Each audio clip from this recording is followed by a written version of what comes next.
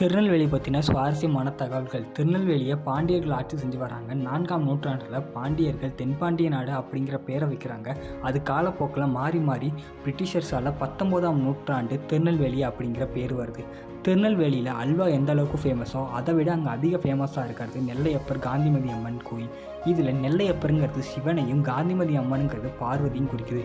இந்த கோயிலை 7ஆம் நூற்றாண்டு நின்றசீர் நெடுமாறன் அப்படிங்கிற மன்னர் கட்டுறாரு. இந்த கோயில் தஞ்சை பெரிய கோயிலோட பழமையான கோயில் அப்படிங்கிறது குறிப்பிடத்தக்கது. அண்ட் இந்த கோயில் சிவன் நடனமாடின 5 ஸ்தலங்களில் முக்கியமான ஸ்தலமாக இருக்குது. அண்ட் இந்த கோயிலில் இருக்க மணிமண்டபத்தில் இருக்க தூணை தட்டும்போது 7 வகையான இசை அடிப்படை சத்தங்கள் வருதுன்னு சொல்கிறாங்க. இது அந்த காலத்தில் மன்னர்கள் கட்டடம் மற்றும் இசைக்கலையில் எவ்வளவு ஆர்வம் கொண்டிருந்தாங்க அப்படிங்க. அண்ட் இங்கே தென்னிவெளி சன்னா அப்படிங்கிற ஒரு அரிய வகை தாவரம் பூக்குது. அது மஞ்சள் கலரில் இருக்கும். அதை யூஸ் பண்ணி வெயிட் லாஸுக்கும் நம்மளோட விட்டமின் சி ஏற்றிக்க உதவுகிறது.